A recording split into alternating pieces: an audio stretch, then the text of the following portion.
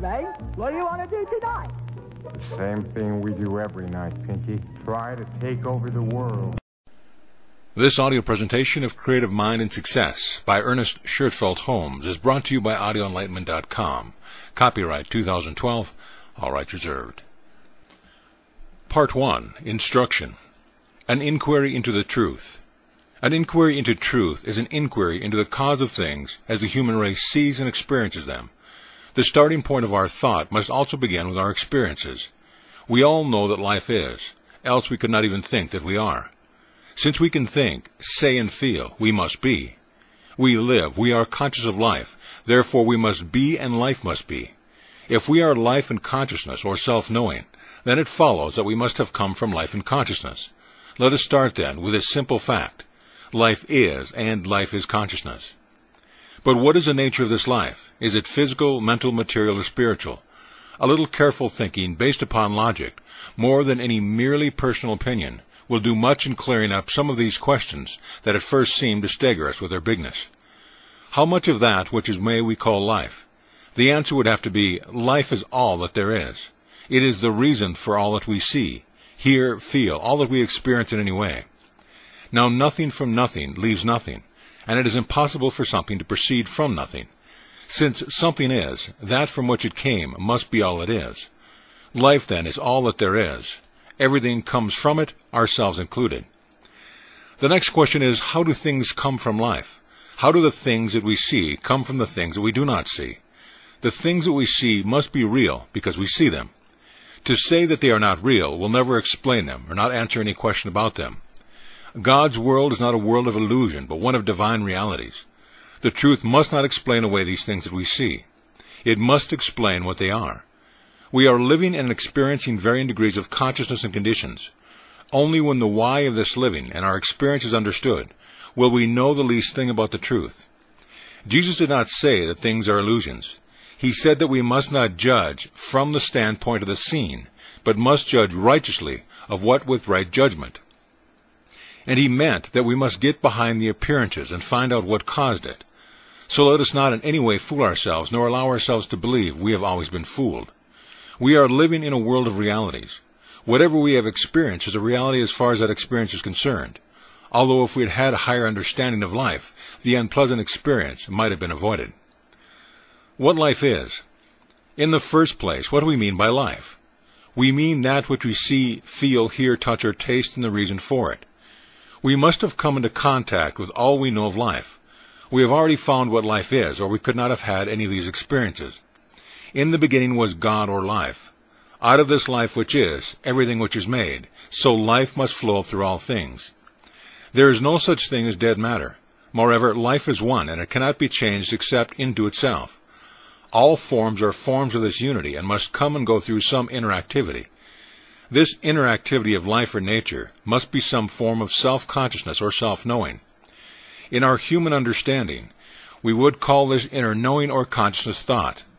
The spirit or life of God must make things out of himself through self-recognition or self-knowing, or, as we would call it, thinking. Since God is all, there is nothing to hinder him from doing what he wishes, and the question, how do things come into being, is answered. God makes them out of himself. God thinks or knows, and the thing which he thinks or knows appears for himself, and is made out of himself. There is no other possible explanation for what we see. Unless people are willing to begin here, they will never understand how it is that things are not material, but spiritual. Man's place in creation. But where does man come in? He is. Therefore it follows that he too is made out of God, since God or Spirit is all. Being made out of God, he must partake of his nature, for we are made in his image.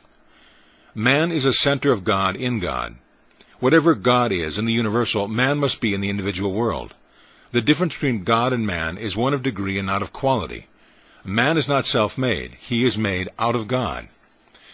The question might arise, why did God do this? No living person can answer this question. This is something that is known only of the Father. We might suppose that God made man to live with him and to joy with him, to be one with the Father. It is true indeed that those who have felt this most deeply have had a corresponding spiritual power that leads us to suppose that God really did make man as a companion. Man is the individual, and God is the universal. As the Father hath life within himself, so hath he given it to the Son to have life within himself. Man's mind is made out of God's mind, and all that man is or ever will be, all that he has or ever will have, must partake of the divine nature. Man did not make it so, but it is so, and he must accept the fact and see what he can do with it. If he has the same power in his individual life that God has in the universal, then this discovery will mean freedom from all bondage when he learns how to use the power. As God governs his universal world, so will man govern his individual world, always subject to the greater law in life. This could not be otherwise if we realize what follows from it, for so realizing we find ourselves living in a very different world from the one in which we thought we were living. God governs not through physical laws results, but first by inner knowing. Then the physical follows. In the same way, man governs his world by the process, which we call, for want of a better name, the power of his thought. Man's inner life is one with the Father. There can be no separation, for the self-evident reason that there is nothing to separate him from God, because there is nothing but life. The separation of two things implies putting a different element between them. But as there is nothing different from God, the unity of God and man is firmly established forever. My Father and I are one is a simple statement of a great soul who perceived life as it really is, and not from the mere standpoint of outer conditions. Taking as a starting point that man has the same life of God, it follows that he uses the same creative process. Everything is one, comes from the same source, and returns again to it. The things which are seen are not made of the things which do appear. What we see comes from what we do not see. This is the explanation of the whole visible universe, and is the only possible explanation. As God thought makes worlds and peoples, them with all living things, so does our thought make our world and people it, with all the experiences we have had. By the activity of our thoughts, things come into our life, and we are limited because we have not known the truth. We have thought that outside things control us, when all the time we have had that within, which could have changed everything and given us freedom from bondage. The question then naturally arises, why did God create man and make him a free agent? If God had created us in any such way as to compel us to do or to be anything that was not of our choosing, we should not have been individuals at all. We should have been automatons. Since we know that we are individuals, we know that God made us thus, and we are just discovering the reason why. Let any man wake up to this, the greatest truth in all ages, and he will find it will answer all questions. He will be satisfied that things are what they are. He will perceive that he may use his own God-given power so to work, to think, and to live, that he will in no way hinder the greater law from operating through him. According to the clearness of his perception and the greatness of his realization of this power, will he provide within himself a starting point through which God may operate.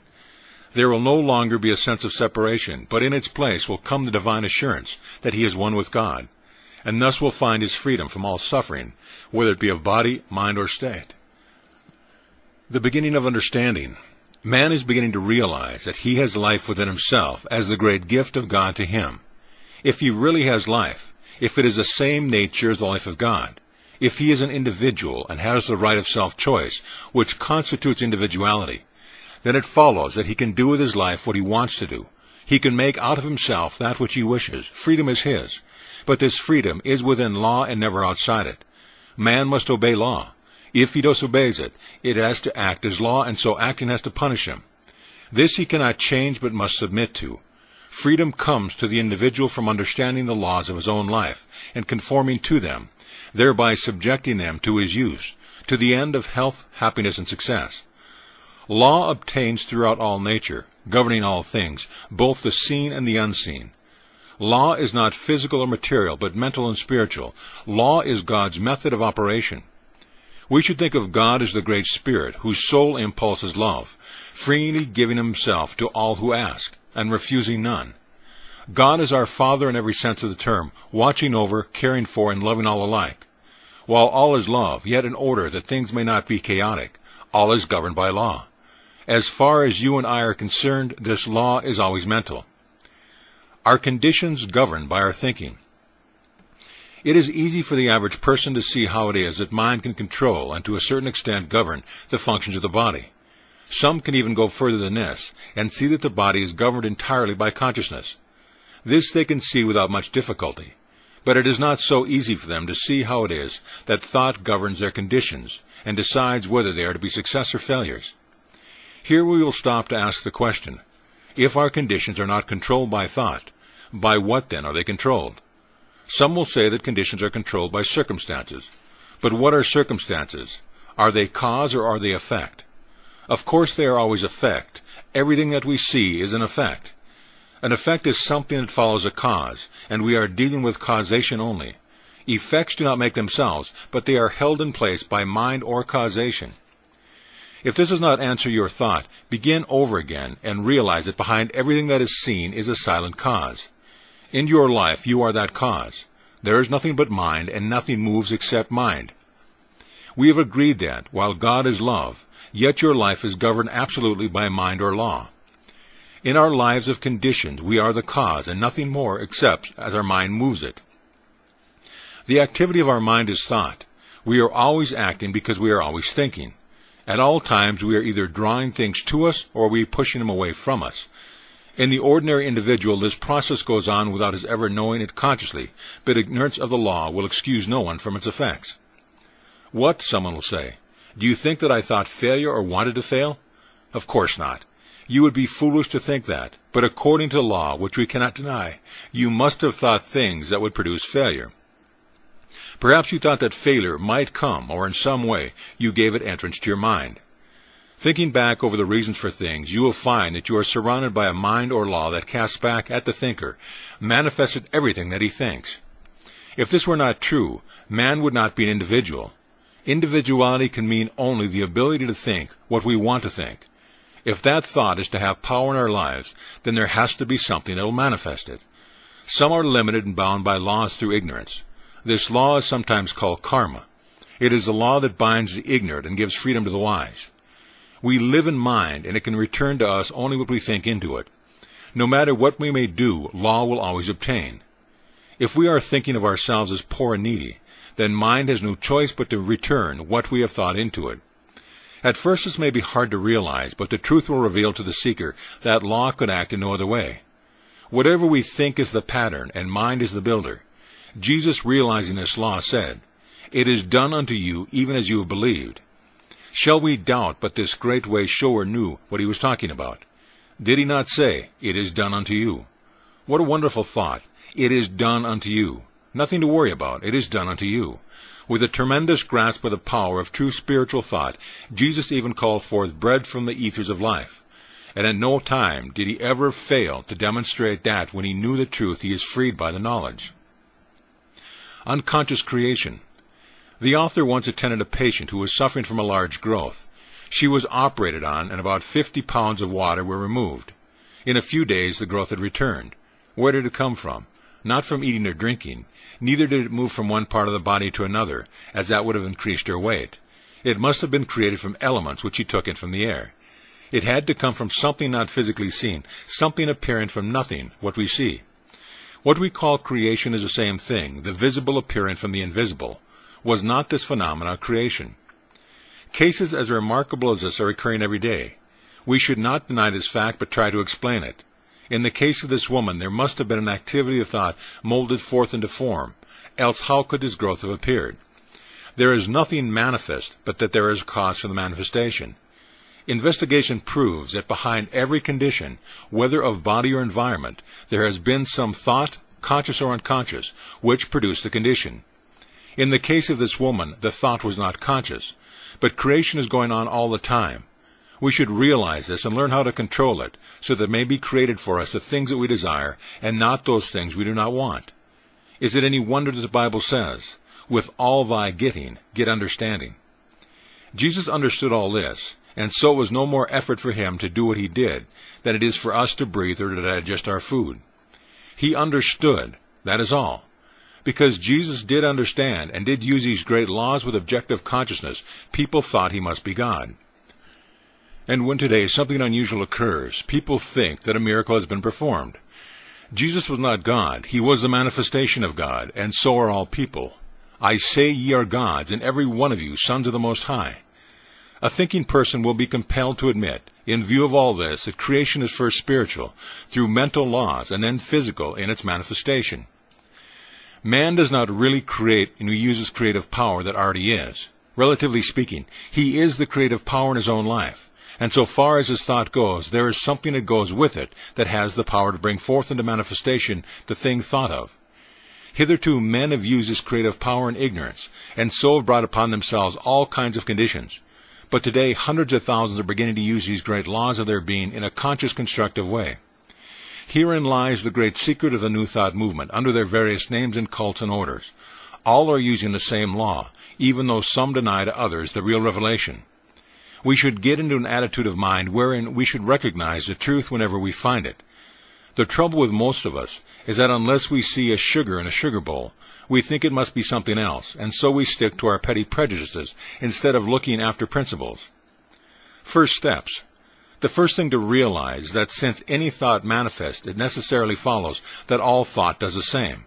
Else how should we know that a particular thought we were thinking of would be the one that would create? Mind must cast back all or none. Just as the creative power of the soil receives all seeds put into it, and at once begins to work upon them, so mind must receive all thought, and at once begin to operate upon it. Thus we find that all thought has some power in our lives and over our conditions. We are making our environment by the creative power of our thought. God has created us, thus we cannot escape it. By conforming our lives and thought to a greater understanding of law, we shall be able to bring into our experience just what we wish, letting go of all that we do not want to experience and taking in the things we desire. Every person is surrounded by a thought atmosphere. This mental atmosphere is a direct result of thoughts, which in turn becomes a direct reason for the cause of that which comes into our lives. Through this power, we are either attracting or repelling. Like attracts like, and we attract to us just what we are in mind. It is also true that we become attracted to something that is greater than our previous experience by first embodying the atmosphere of our desire. Every business, every place, every person, everything has a certain mental atmosphere of its own. This atmosphere decides what it is to be drawn to it. For instance, you never saw a successful man who went around with an atmosphere of failure. Successful people think about success. A successful man is filled with the subtle something which permeates everything that he does with an atmosphere of confidence and strength. In the presence of some people, we feel as though nothing were too great to undertake. We are uplifted. We are inspired to do great things. To accomplish, we feel strongly, steady, sure. What a power we feel in the presence of big souls, strong men, and noble women. Did you ever stop to inquire why it is that such persons have this kind of effect over you, while others seem to depress, to drag you down, and in their presence you feel as though life were a load to carry? One type is positive, the other negative. In every physical respect they are just alike. But one has a mental and spiritual power which the other does not have, and without that power the individual can hope to do but little. Which of these two do we like the better? Which do we want to associate? Certainly not with the one that depresses us. We have enough of that already. But what about the man who inspires us with our own worth?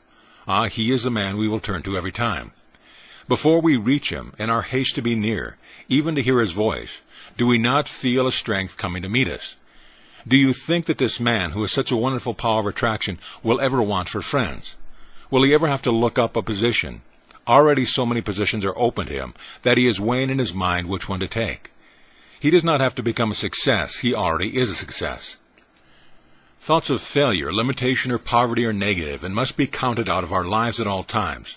Someone will say, but what of the poor? What are you going to do with them? Are they to be left without help? No, 1,000 times no. The same power is in them that is in all men. They will always be poor until they awake and realize what life is. All the charity on earth has never done away with poverty and never will. If it could have done so, it will have done so. It could not, therefore it has not. It will do a man 1,000 times more good to show him how to succeed than it will to tell him he needs charity. We need not listen to all the calamity howlers. Let them howl if it does them any good. God has given us a power, and we must use it. We can do more towards staying in the world by proving His law than all the charity has given it. Right here in the manifold world today, there is more money and provision than the world can use. Not even a fraction of the wealth of the world is used. Inventors and discoverers are adding to this wealth every day. They are the real people. But in the midst of plenty, surrounded by all the gifts of heaven, man sits and begs for his daily bread. He should be taught to realize that he has brought these conditions upon himself, that instead of blaming God, man, or the devil for the circumstance by which he is surrounded, he should learn to seek the truth, to let the dead bury their dead. We should tell every man who will believe what his real nature is, show him how to overcome all limitations, give him courage, show him the way. If he will not believe, if he will not walk in the way, it is not our fault. And having done all we can, we must go our way. We may sympathize with people, but never with trouble, limitation, or misery. If people still insist upon hugging their troubles to themselves, all the charity in the world will not help them.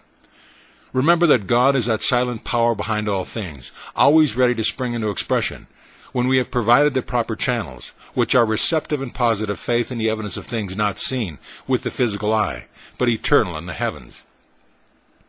All is mind, and we must provide a receptive avenue for its use, as it passes out through us into the outer expressions of our affairs.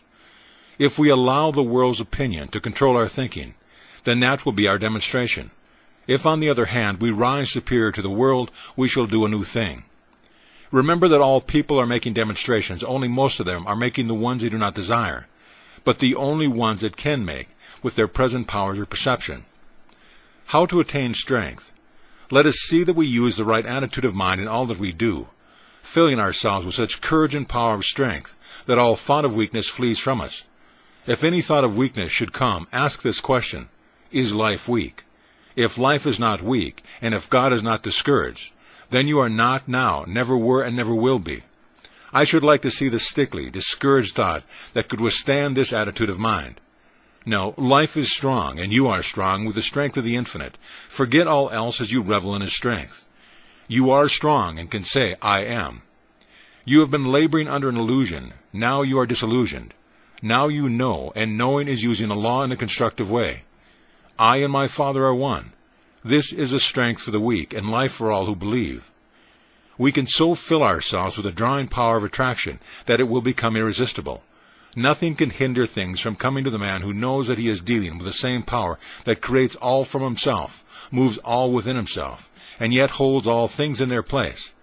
I am one with the infinite mind. Let this ring through you many times each day until you rise to that height that looking sees. In order to be sure that we are creating the right kind of a mental atmosphere and so attracting what we want, we must at first watch our thinking, lest we create that which we would not like to see manifest. In other words, we must think only that we wish to experience. All is mind, and mind casts back at the thinker that only which he thinks. Nothing ever happens by chance. Law governs our life, and all people come under the law.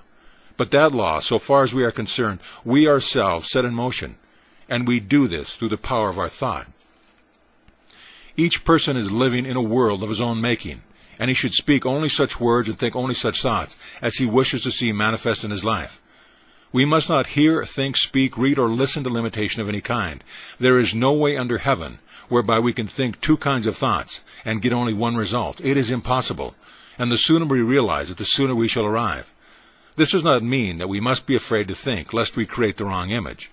But it does mean that the way most people think can produce nothing but failure. That is why so few succeed. The person who is to succeed will never let his mind dwell on past mistakes.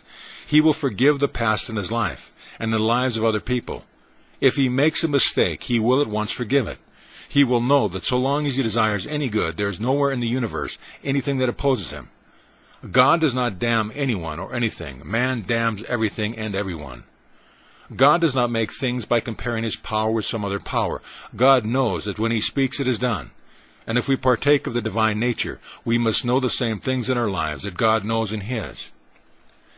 I am the master of my fate. I am the captain of my soul. What we will attract. We will always attract to us in our lives and conditions according to our thoughts. Things are but outer manifestations of inner mental concepts. Thought is not only power, it is also the form of all things. The conditions that we attract will correspond exactly to our mental pictures. It is quite necessary, then, that the successful businessman should keep his mind on thought of happiness, which produces cheerfulness instead of depression.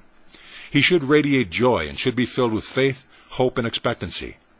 These cheerful, hopeful attitudes of mind are indispensable to the one who really wants to do things in life. Put every negative thought out of your mind once and for all. Declare your freedom. Know that no matter what others may think or do, you are a success now, and nothing can hinder you from accomplishing your good. All the power of the universe is with you. Feel it, know it, and then act as though it were true. This mental attitude alone will draw people and things to you. Begin to blot out one by one all false beliefs, all ideas that man is limited or poor or miserable. Use that wonderful power of will that God has given to you. Refuse to think of failure or to doubt your own power. See only what you wish to experience and look at nothing else. No matter how many times the old thought returns, destroy it by knowing that it has no power over you. Look it squarely in the face and tell it to go. It does not belong to you, and you must know and stick to it, that you are now free. Rise up in all the faith of one who knows what he is dealing with, and declare that you are one with infinite mind. Knowing that you cannot get away from this one mind, that wherever you may go, right there beside you, waiting to be used, is all the power there is in the whole universe. When you realize this, you will know that in union with this, the only power, you are more than all else. You are more than anything that can ever happen to you. More about the power of attraction. Always remember that Spirit makes things out of itself. It manifests in the visible world by becoming the thing that it wills to become. In the world of the individual, the same process takes place. It is given to man to use creative power. But with the using of this power comes the necessary of using it as it is made to be used. If God makes things out of his thoughts before they come into manifestation, then we must use the same method. You can attract only that which you first mentally become and feel yourself to be in reality without any doubting. A steady stream of consciousness going out into creative mind will attract a steady manifestation of conditions. A fluctuating stream of consciousness will attract the corresponding manifestation or condition in your life. We must be consistent in our attitude of mind, never wavering. James said, "Ask in faith, nothing doubting, for he that doubteth is like a surge of the sea driven by the wind and tossed. For let not the man think that he shall receive anything of the Lord." We are all immersed in an aura of our own thinking. This aura is the direct result of all that we have ever said, thought, or done. It decides what is to take place in our life. It attracts what it is like to itself and repels what is unlike. We are drawn towards these things that we mentally embody. Most of the inner processes of thought have been unconscious, but when we understand the law of all that we have to do is to embody consciously what we wish, and think of that only, and then we shall be drawn silently to it. We have this law in our hands to do with as we will. We can draw what we want only as to let go of the old order and take up the new, and this we must do to the exclusion of all else. This is no weak man's job, but an undertaking for a strong, self-reliant soul, and the end is worth the effort. The person who can hold his thought one-pointed is the one who will obtain the best results. But this does not imply the necessity of strain or anything of strenuous nature. On the contrary, strain is just what we must avoid. When we know that there is but one power, we shall not struggle. We shall know, and in calmness we shall see only what we know must be of the truth. This means a persistent, firm determination to think what we want to think, regardless of all outer evidence to the contrary. We look not to the seen, but to the unseen. The king of Israel understood this when looking upon the avenged host of the enemy. He said, "We have no might against this great company, but our eyes are upon thee, upon the one power." How to attract friends? The man who has learned to love all people, no matter who they may be, will find plenty of people who will return the love to him.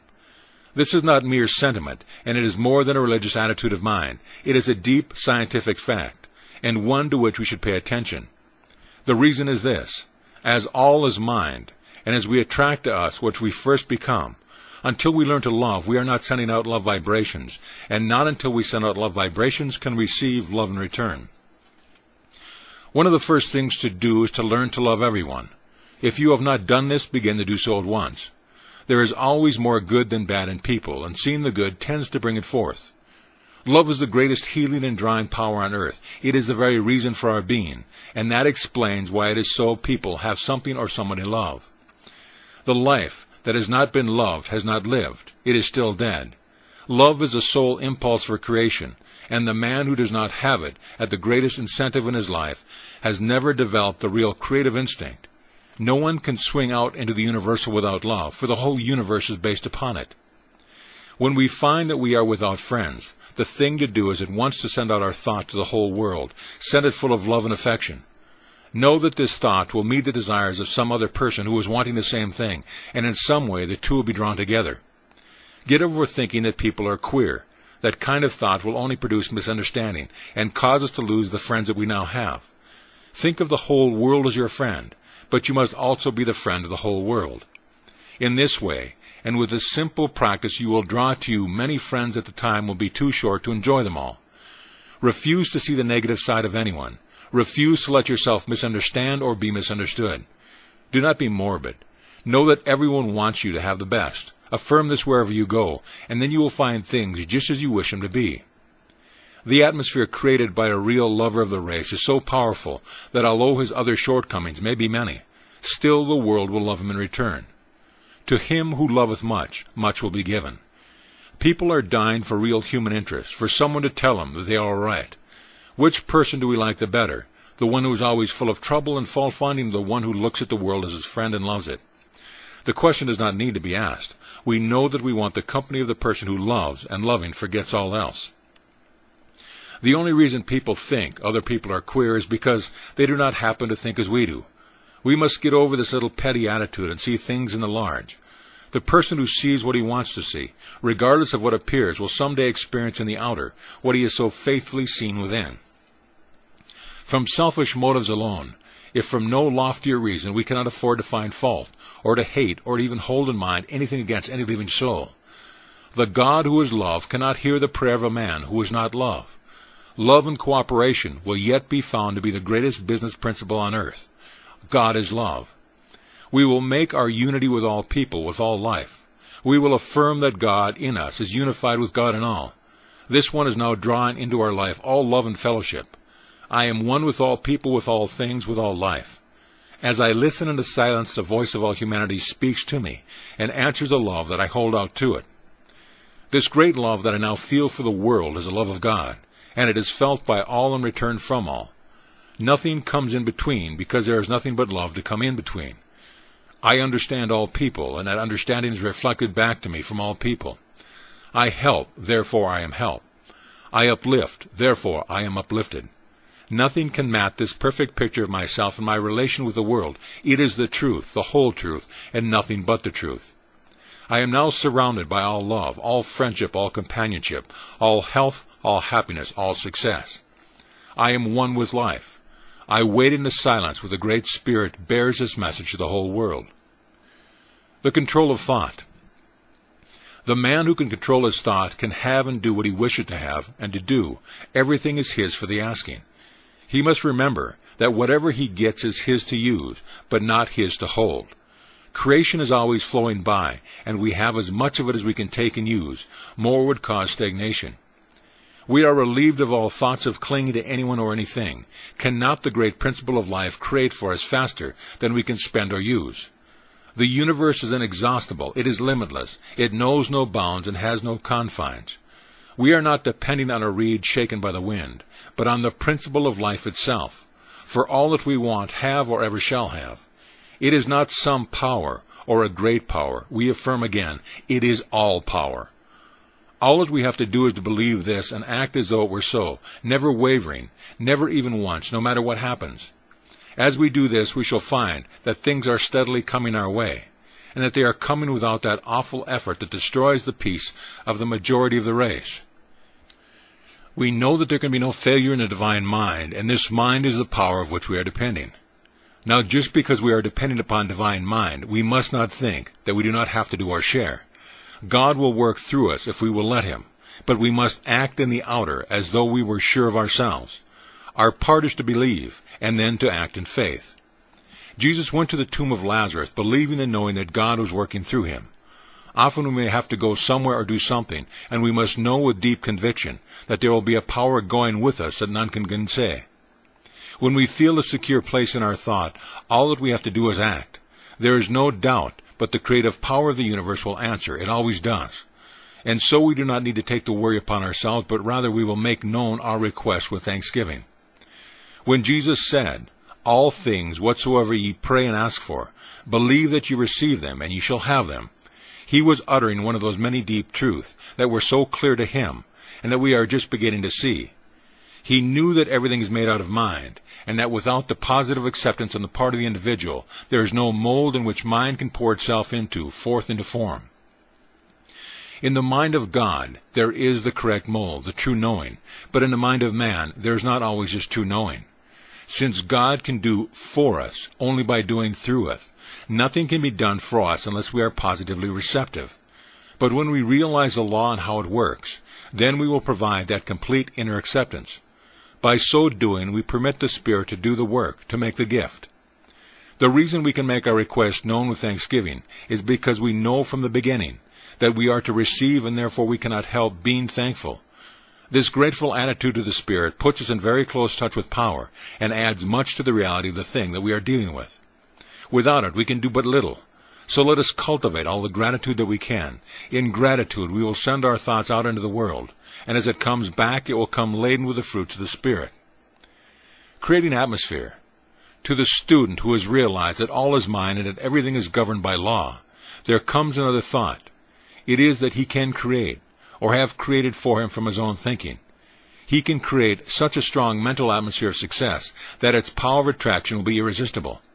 He can send his thought throughout the world and have it bring back to him whatever he wants. He can so fill his place of business with the power of success that it will draw from far and near. Thought will always bring back to us what we send out. First, we must clear our thought of all unbelief. This book is written for those who believe, and to those who do believe, it will come true in their lives. Without mental clearness on the part of the thinker, there can be no real creative work done. As water will reach its own level, so mind will return to us only what we first believe. We are always getting that which we believe, but not always what we want.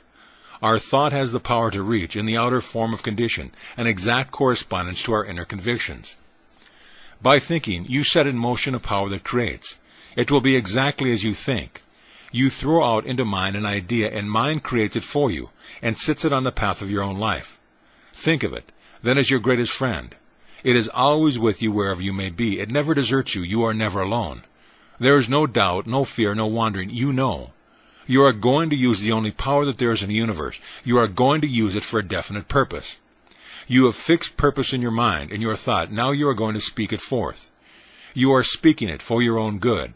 You desire only the good, and you know the only good can come to you. You have made your unity with life, and now life is going to help you in your affairs. You are going to establish in your room such an atmosphere of success that it will become an irresistible power. It will sweep everything before it as it realizes the greatness and the almightiness of the One. You are so sure that you will not even look to see if it is going to happen. You know. And now your word, which is one with the infinite life, is to be spoken in calm, perfect trust. It is to be taken up, and at once it is to be operated on. Perfect is the pattern, and perfect will be the result. You'll see yourself surrounded by the thing that you desire. More than this, you are the thing that you desire. Your word is now established in it forever. See this, feel it, know it. You are now encompassed by perfect life, by infinite activity, by all power, by all guidance. The power of the Spirit is drawing you to all people. It is supplying you with all the good. It is filling you with all life, truth, and love. Wait in perfect silence while that inner power takes it up, and then you know that it is done unto you. There goes forth from this word the power of the infinite. The words which I speak, they are spirit and they are life. The power of words. Man's word, spoken forth into creative mind, is endowed with power of expression.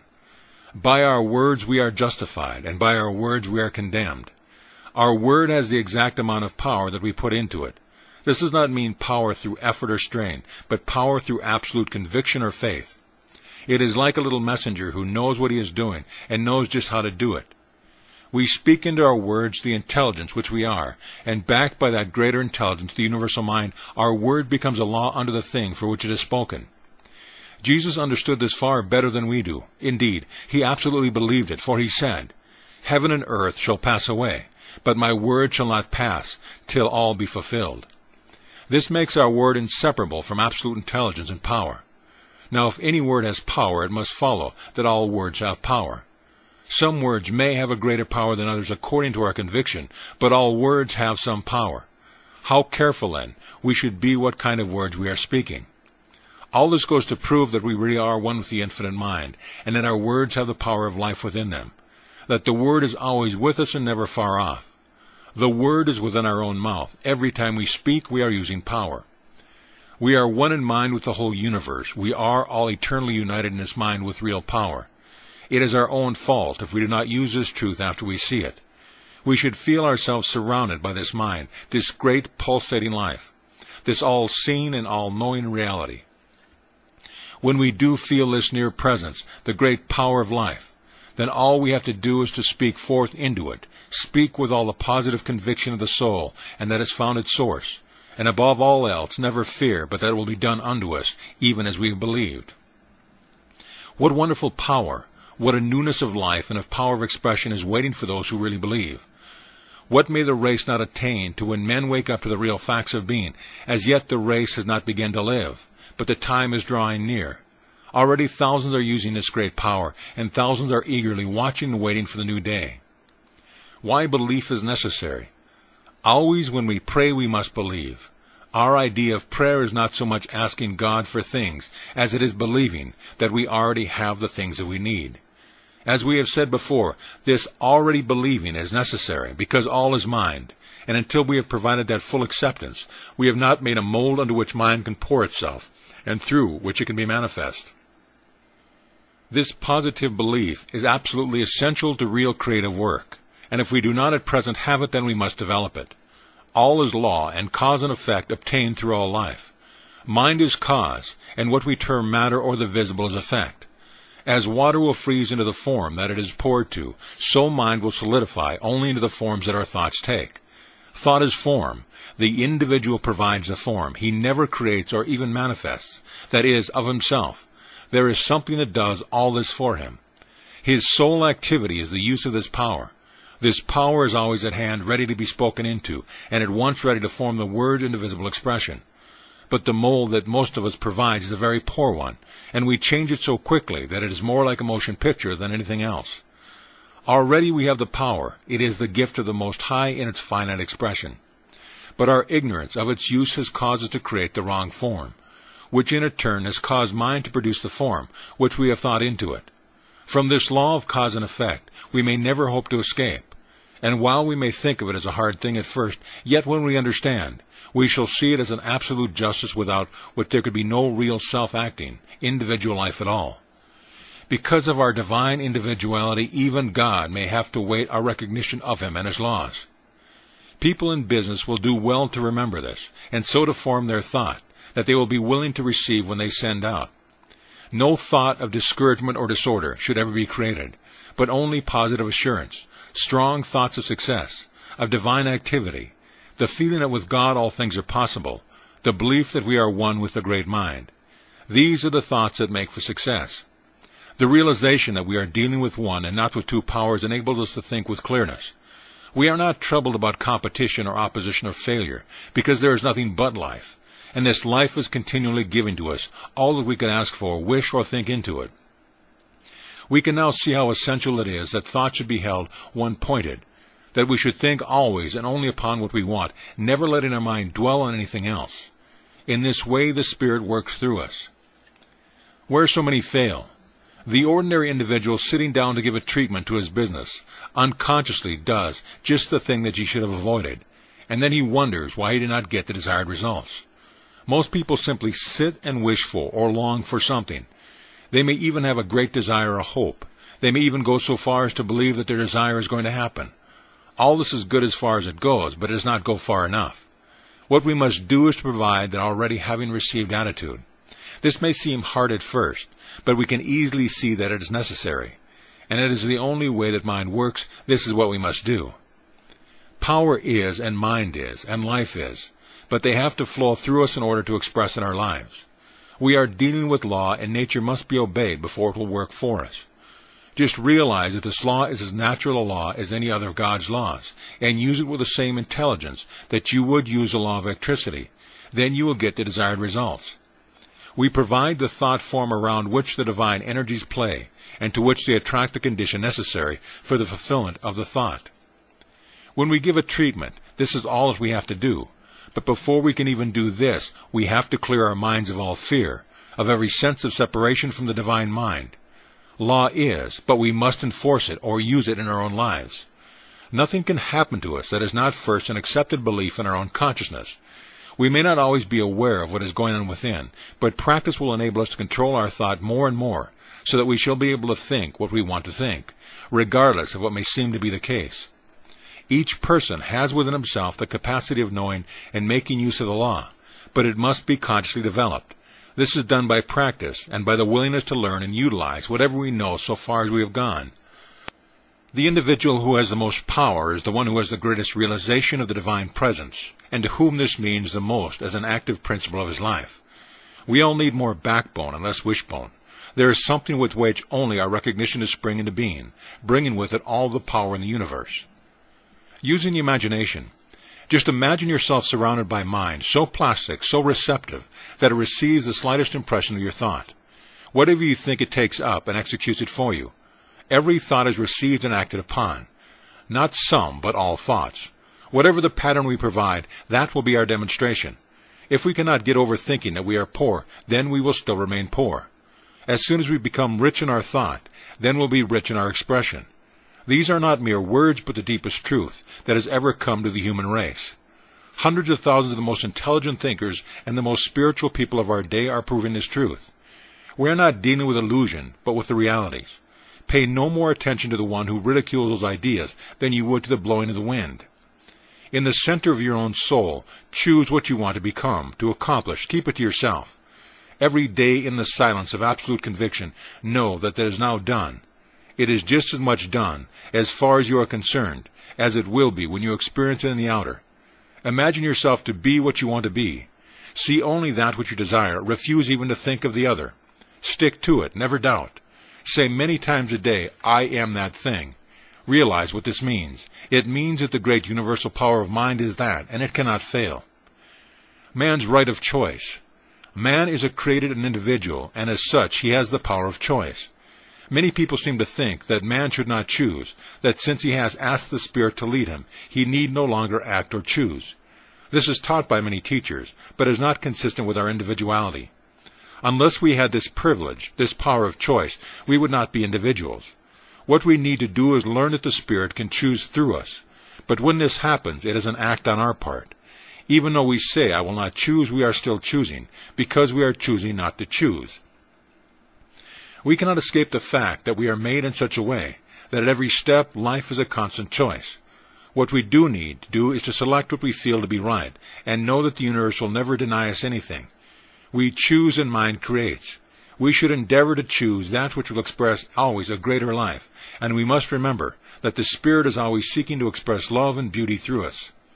If we are attuned to these and are working in harmony with the great creative power, we need have no doubt about its willingness to work for us. We must know exactly what it is that we wish and get that perfect mental picture of it. We must believe absolutely that we now have it and never do or say anything that denies it. Old age and opportunity. One of the besetting errors of people is a belief that they are too old to do things. This comes from a lack of understanding that life really is. Life is consciousness and not years. The man or woman who is 70 years old should be better able to demonstrate than the man who is only 20.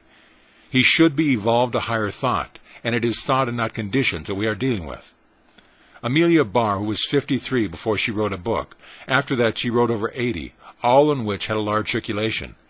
Mary Baker Eddy was 60 before she began her work, and she attended to all her great activities until she passed from this plane to a higher one. The author of this book once took a man who was over 60, one who thought his chance for success had gone, and through teaching him these principles in a year's time, made him a prosperous businessman. He is now doing well and has never been in his life so happy. The last time he was interviewed, he said that business was increasing every day, and it had not begun yet. Every day he stands in a store and claims more activity. He speaks the word and realizes increase all the time. If this were not true, then life would not be worth the living. What is a few years in eternity? We must get over these false notions about age and competition. In the truth, the word competition is never mentioned. The people who think about it have never known the truth. Life is what we make it from within and never from without. We are just as old as we think we are, no matter what the number of years may have been when we have lived on this planet. Demonstrating success in business. All demonstrations take place within ourselves. Creation is eternally flowing through all things. The law is always working from that inner pattern. We do not struggle with conditions. We use principles which create conditions. What we can mentally encompass, we can accomplish, no matter how hard it may seem from the outside. All external things are but the outer rim of inner thought activity. You can easily prove this for yourself. If you are in business, say running an ice cream stand or a counter, and are not doing good business, look carefully into your own thought and see what you will find. You will find that it is an established belief that the business is not good. You are not feeling a sense of activity. You will not find within your thought any feeling of success. You are not expecting many customers. Now suppose someone comes along and says to you, "What is the matter? Why are you not doing more business?" This is about what the answer would be. People don't seem to want what I have to sell. Or perhaps something like this: I am too old to compete with modern methods. Or even, well, times are hard. All this is negative thought. Now this man to whom you are talking does not believe a word you have said. He knows that causation is in mind and not in matter. And he said, the whole thing is in your mind. The trouble with you is that you don't feel that you are a success. Perhaps you have heard something of this before. If so, you will ask him what he means, or perhaps you think he is talking about something peculiar. But we are taking it for granted that you are so anxious to do something to make your business a success that you'll be willing to try anything, so you ask him to explain. He begins by telling you all is mind. Nothing moves but mind moves it, and you are a center in this mind. You do not understand how this relates in any way to your business, but he goes on to say that your thought decides whether your business shall be success or failure. Here you become indignant, and ask if he means to tell you that you want to fail. Of course he knows you do not, and he explains that while you wish success, you are thinking failure, fearing it, and there is a law that makes your thought, never asking questions, but at once sets about its fulfillment. You become interested and ask how this can be. In return you are asked this question: how did anything come into being? This sets you to thinking, and of course you realize there was a time when nothing existed but life. So whatever has come into being must have come from that life, for what we come from must come from that which we do not see. You have to admit that. Then what you do not see must be the cause of everything, and you must also admit that, and that cause works by laws. This you are compelled to admit. Then this law, being everywhere, must be in you. This is harder for you to see, but after much thought you begin to realize that it is so. Then you, without knowing where your thought process were leading you, have concluded that you yourself are the reason for what happens in your life, be it success or failure. God couldn't make you any other way and at the same time make you a self-choosing individual. This is plain. So what are you going to do about that? This is what you must do. For every time that you have thought failure, you are going to replace it with a strong, radiant thought of success. You are going to speak activity into your business. You are going daily to see something but activity and to know that this is the law that you are using. Universal law, and as such your thought is as sure as the thought of God. Daily you are going to give to the great creative mind exactly what you want to happen. You will see only what you desire, and in the silence of your soul you will speak, and it will be done unto you. You will come to believe that a great divine love flows through you in your affairs. You will be grateful for this love. It fills your life. It satisfies your soul. You are a different man. You are so filled with activity and courage that when you meet people, they will wonder at your energy. They will begin to wish simply to come in contact with you. They will feel uplifted. In a course of a few months, you will be a success. People will come to you and say, "How do you do it?" The answer will be the same that was given to you a few months ago. Let the man who is speaking to the public do the same thing. Let him daily see throngs of people coming to hear him. Let him see nothing else. He will experience what he feels and sees. Always remember this. Life is from within outward, and never from without inward. You are the center of power in your own life. Be sure and not take on false suggestion. The world is full of calamity howlers. Turn from them, every one, no matter how great you think they may be. You haven't the time to waste over anything that is negative. You are a success, and you are giving to a law every day just what you want done. And the law is always working for you. All fear is gone, and you know that there is but one power in all the universe. Happy is the man who knows this, the greatest of all the truth. The whole thing resolves itself into our mental ability to control our thought. The man who can do this can have what he wants, can do what he wishes, and become what he wills. Life, God, the universe is his. Money, a spiritual idea. Many people seem to think that money must be evil, although I have never seen as yet anyone who did not want a lot of it and this evil in their life. If all is an expression of life, then money is an expression of life, and as such must be good. Without a certain amount of it in this life, we would have a hard time. But how to get it? That is the race problem. How shall we acquire wealth? Money didn't make itself, and not being self-creative, it must be an effect. Behind it must be the cause that projects it. That cause is never seen. No cause is ever seen. Consciousness is cause, and people who have a money consciousness have the outward expression of it. People who have it, or sure reality in their mind, have it as an expression in their pocket. People who don't have this mental likeness don't have money in their pockets. What we need to do is to acquire money consciousness. This may seem very material, but the true idea of money is not material, it is spiritual. We need to make our unity with it. We can never do this while we hold it away from us by thinking that we haven't it. Let us change the method and begin to make our unity with supply by daily declaring that all the power in the universe is daily bringing to us all that we can use. Feel the presence of supply. Know that it is yours now. Make yourself feel that you now have, and to you shall be given. Work with yourself until there is nothing in you that doubts. Money cannot be kept away from a man who understands that all is mind, and that divine law governs his life. Daily give thanks for perfect supply. Feel it to be yours, that you have entered into the full possession of it now. Refuse to talk poverty or limitation. Stick to it and you are rich. Get the $1 million consciousness. There is no other way, and this will react into everything that you do. See money coming to you from every source and from every direction. Know that everything is working for your good. Realize in your life the presence of the omnipotent power. Speak forth into it and feel that it responds to your approach. Whenever you see anything or anyone whom you think has more than you, at once affirm that you have the same thing. This doesn't mean that you have what is his, but that you have as much. It means that all you need is yours. Whenever you think about anything big and once say, that means me. In this way you learn to unify yourself in the law with large concepts, and according to the way the law works, it will tend to produce a thing for you. Never let yourself down for even a minute. Always be positive about yourself. Keep watch over the inner workings of your thought, and the law will do the rest. Action. The universe is teeming with activity. There is motion everywhere. Nothing ever stands still. All activity comes from mind. If we want to be in line with things, we must move. This doesn't mean that we must strain or struggle, but we must be willing to do our part by letting the law work through us. God can do for us only as we will allow him to do through us. Intelligence gives us ideas, and in turn we work on them. But our work is no longer done in any sense of doubt or fear, for we know that we are dealing with something that never makes a mistake. We proceed with a calm confidence, born of the inner trust and a power that is infinite. Behind all of our movements, then, is a great purpose, to let the law work through us.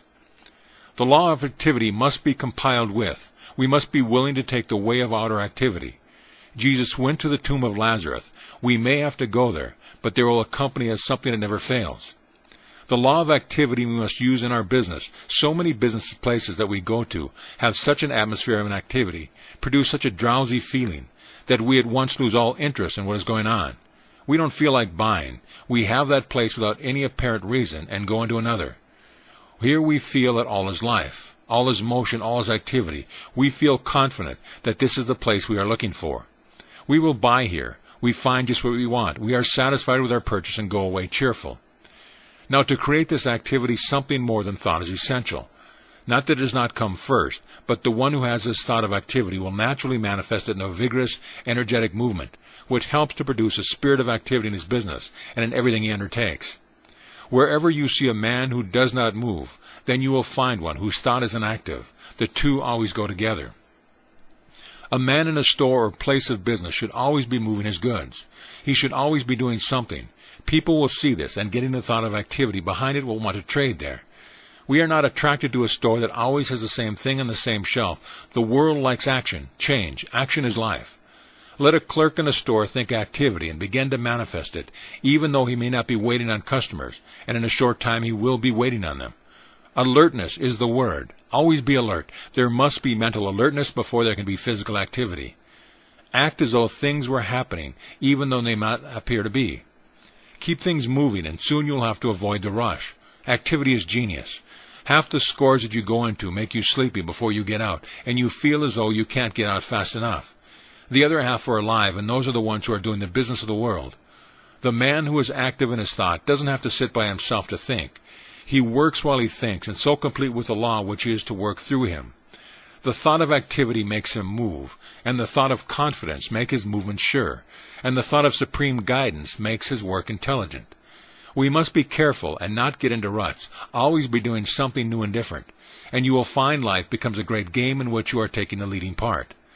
Life will never become tiresome to the active mind and body. It is so interesting that we wonder if we will ever get enough of it. Some people get into such lazy mental habits that a new idea cannot find entrance. Great things are done by people who think great thoughts, and then go into the world to make their dreams come true. If you can't find anything new to do, go home and change the bed around, and the piano, put the cook stove in the parlor, and eat on the back step for a time. It will start something moving and changing in you that will never stop. The wide-awake person can find so many things to do that he hasn't time enough to begin in this life, and he knows that eternity is necessary to carry out the ideals that he already has evolved. Everything comes from mind, but mind acts on itself, and we must act on ourselves and on conditions, not as a slave, but as a master. Be interested in life, if you want life to be interested in you. Act in life, and life will act through you. So will you also become one of the great people on earth. Ideas of the infinite.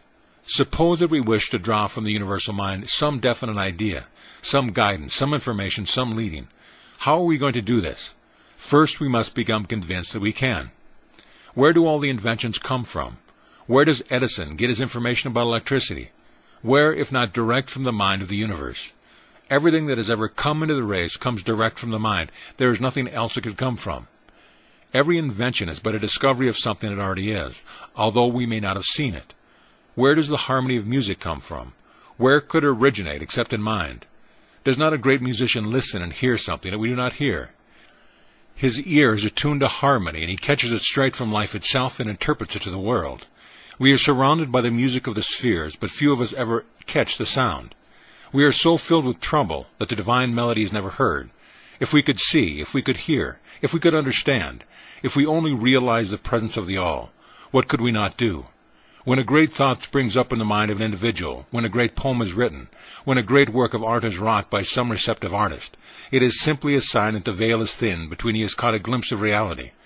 But for most of us, inspiration is not to be depended on, and we must take the slower but nonetheless sure method of receiving straight from the infinite. The method is a simple one and very effective. When you want to know a certain thing or how to begin a certain line of action, first you must be quiet within yourself. You must not be confused by any outward appearance. Never become disturbed by effects. They didn't make themselves and have no intelligence to contradict you.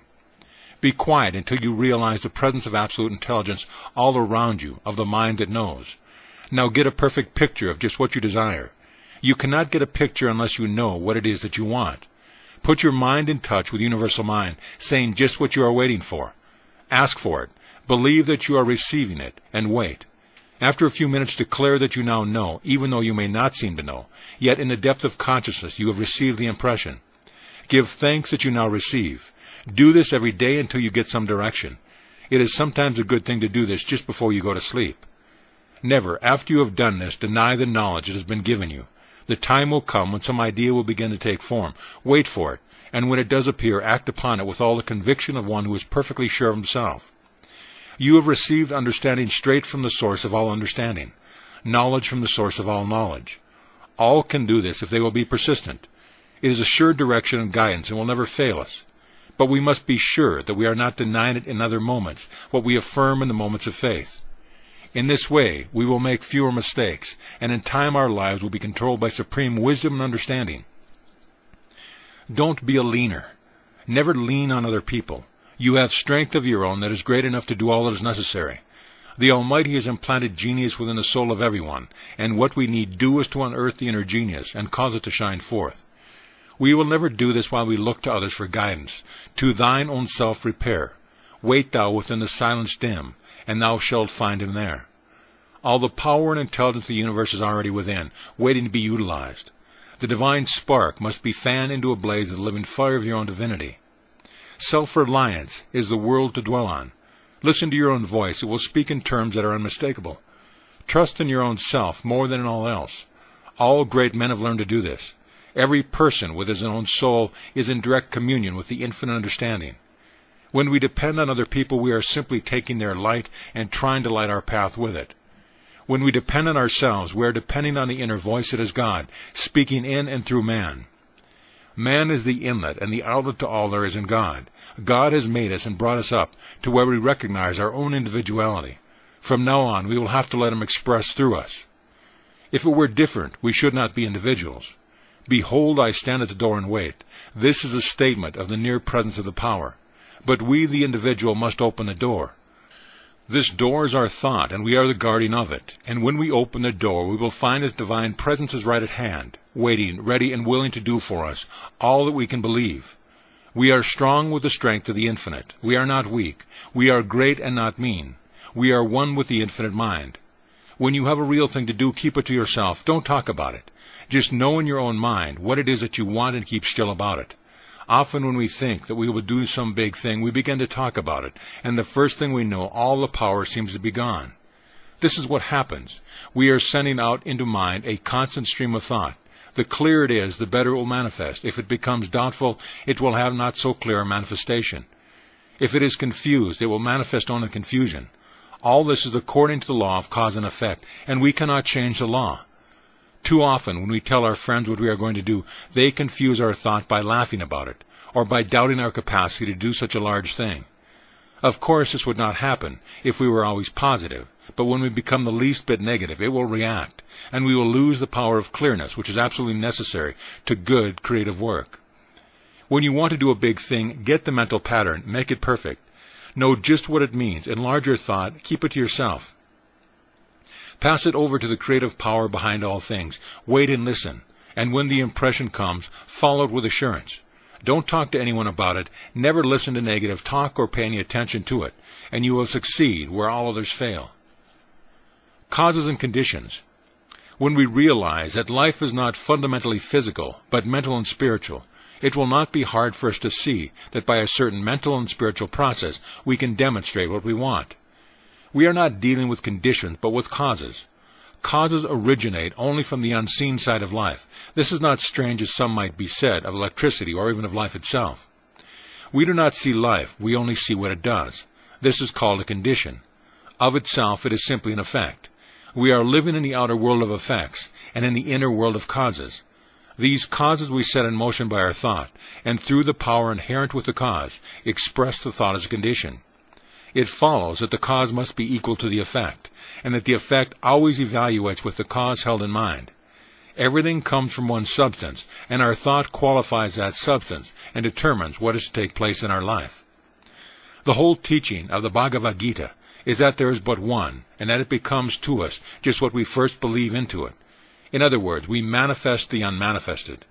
This in no way takes away from the omnipotence of God, but adds to it. He has created something that is able to do this. God still rules in the universe, but we are given the power to rule in our lives. We must realize, and absolutely, that we are doing with a substance that we have a right to deal with. And by learning its laws, we will be able to subject them to our use, just as Edison does with electricity. Law is but, we must use it. The substance that we deal with in itself is never limited, but we often are, because we draw only what we believe. Because we are limited in no reason why the universe should have limitation. Our limitation is only our unbelief. Life can give us a big thing or a little thing.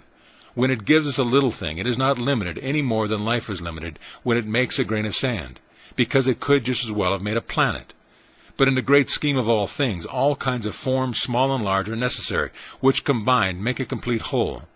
The power and substance behind everything remains infinite. Now this life can become to us only through us, and that becoming is the passing of spirit into expression into our lives through the form of the thought that we give to it. In itself, life is never limited. An ant has just as much life as an elephant, though smaller in size. The question is not one of size, but one of consciousness. We are not limited by actual boundaries, but by false ideas about life, and by a failure to recognize that we are dealing with the infinite. Limitation is an experience of the race, but it is not the fault of God, it is the fault of man's perception. And to prove that this is so, let any man break the bonds of this false sense of life, and he at once begins to express less and less limitation. It is a matter of the growth of the inner idea. People often say when they are told this, "Do you think that I decided to be poor and miserable? Do you take me for a fool?"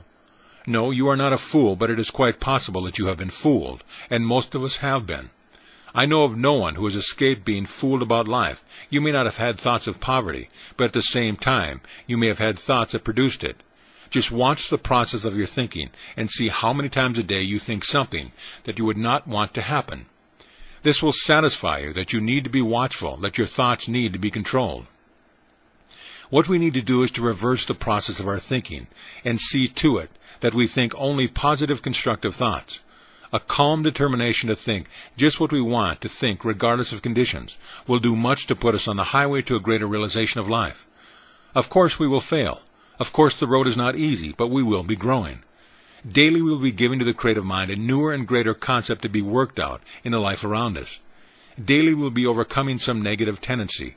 We must stick to it until we gain the mastery of all our thought, and in that day we will rise, never to fall again.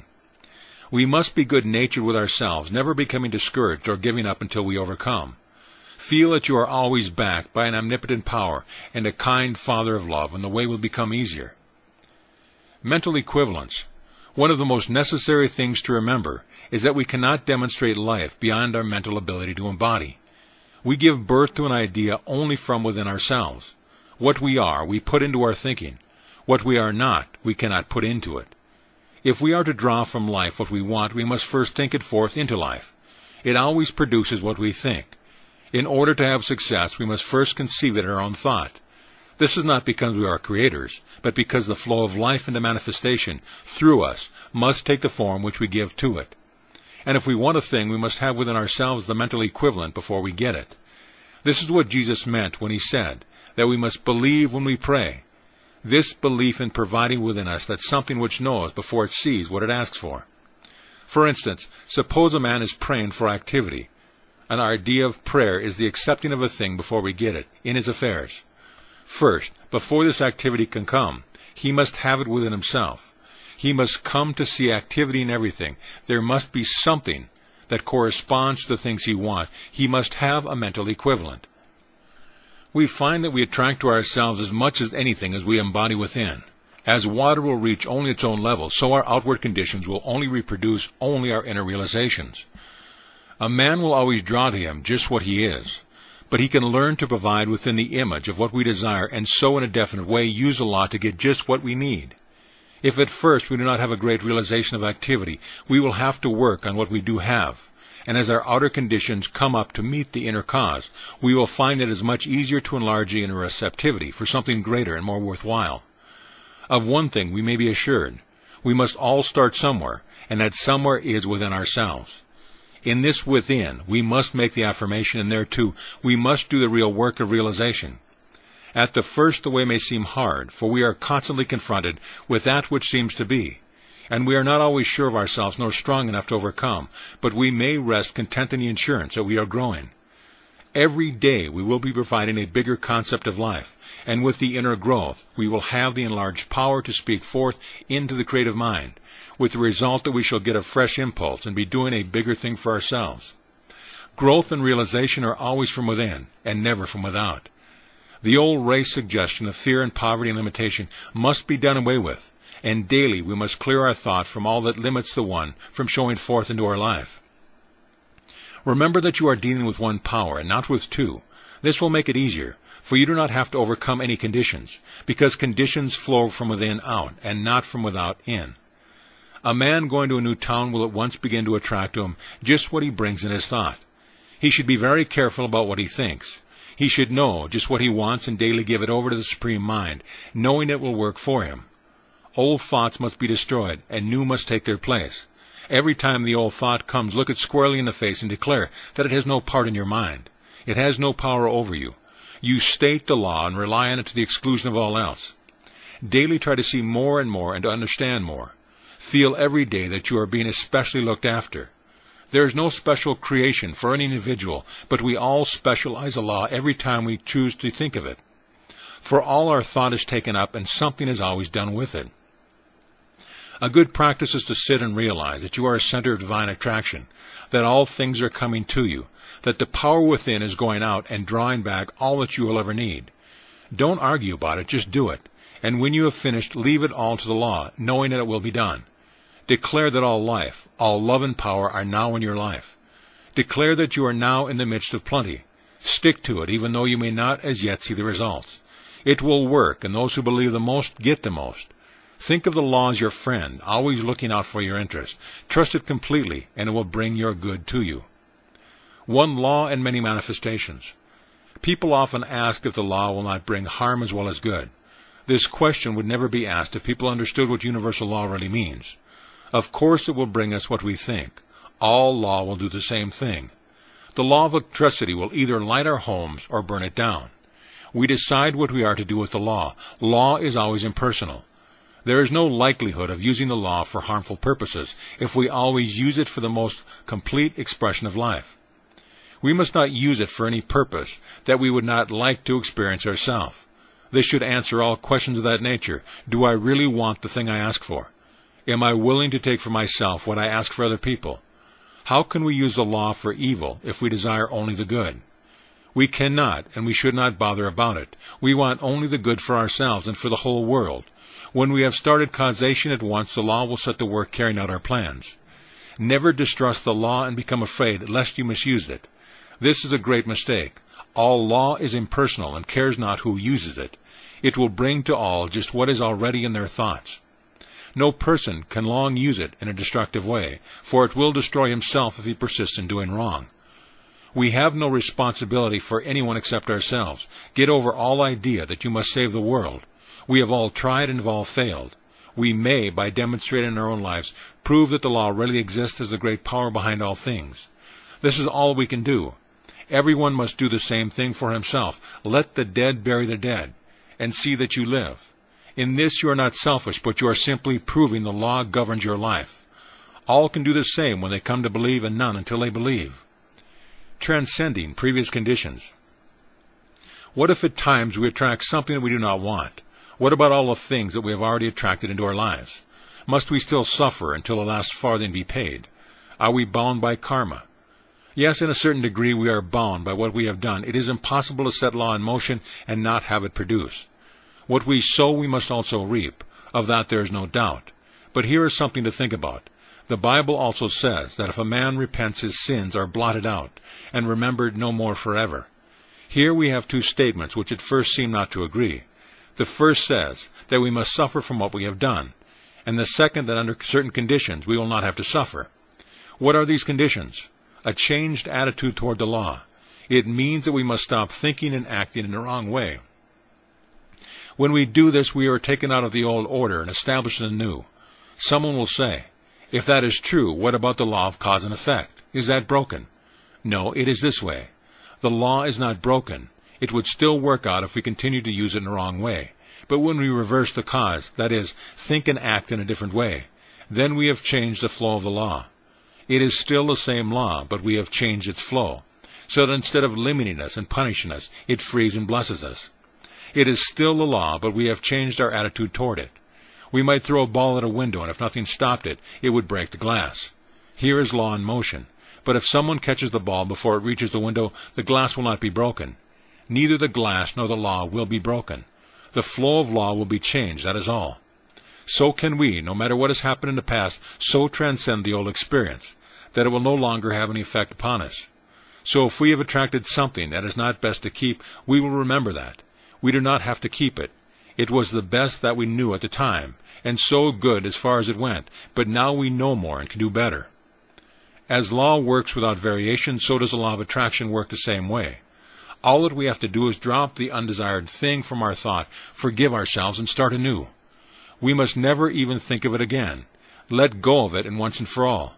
Our various experiences will teach us more and more to try to mold all things and thoughts, so that they will be in line with the fundamental purpose of the great mind, the expression of that which is perfect.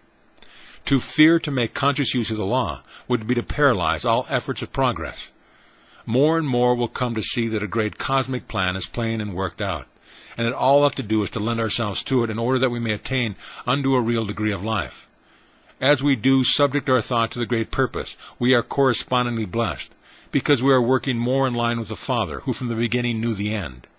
We should never lose sight of the fact that we are each given the individual right to use the law, and that we cannot escape from using it.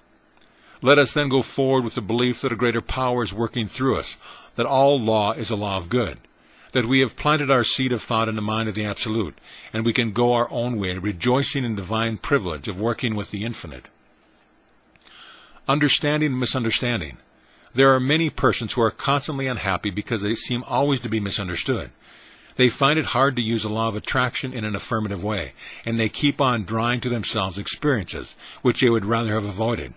The trouble with them is that there is always an undercurrent of thought which either neutralizes or destroys whatever helpful thoughts they have set in motion in their moment of great strength. Such persons are usually very sensitive, and while this is the quality which is most creative when under control, it is most destructive when uncontrolled, because it is the most chaotic. They should first come to know the law and see how it works, and then treat themselves to overcome all sensitiveness. They should realize that everyone in this world is a friend, and prove this by never saying anything unkind to anyone or about anyone. They must within themselves see all people as perfect beings, made in a divine image, and see nothing else. They will in time be able to say that this is also the way that all people see them.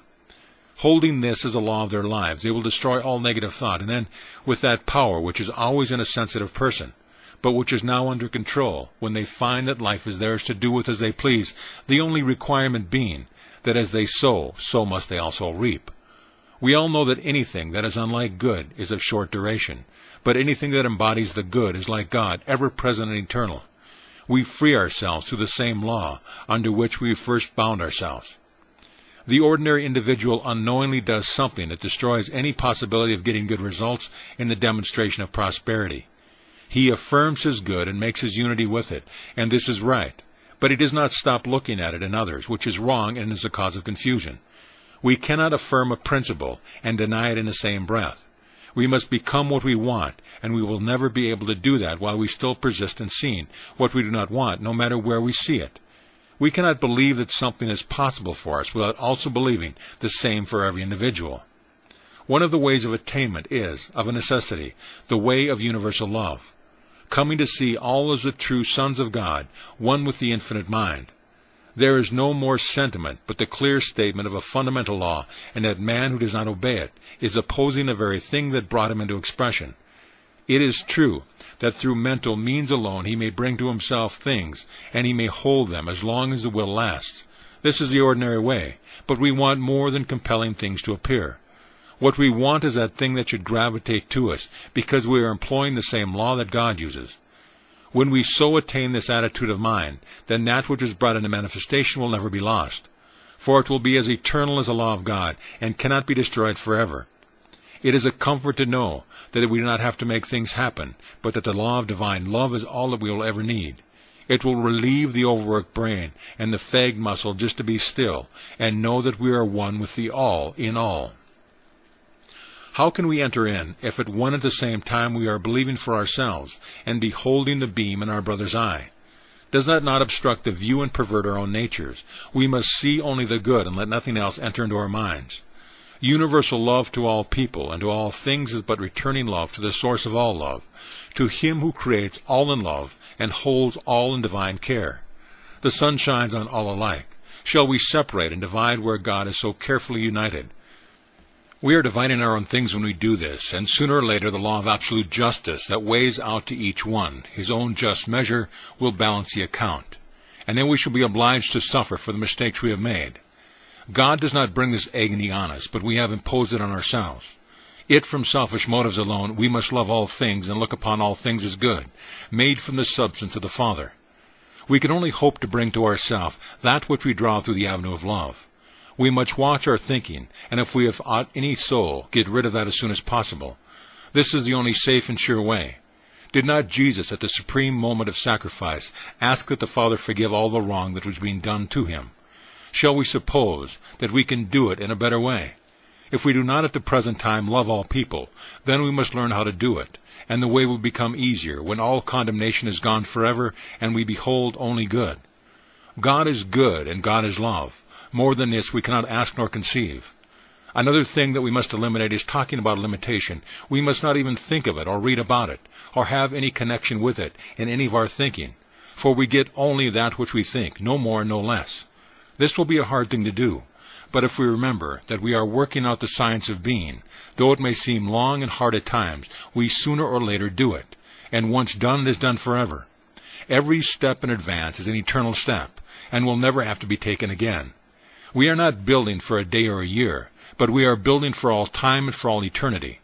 So we will build the more stately mansion under the supreme wisdom and the unfailing guidance of the Father, and we will do unto all, even as we would have them do unto us. There is no other way. The wise will listen, look, and learn, then follow what they know to be the only way, that is in line with the divine will and purpose. So shall all see that God is good, and in him is no evil. Unusual experience. In demonstrating the truth of supply, we do not have to experience any peculiar emotion or psychic experience. We do not have to feel any thrills or anything of that sort.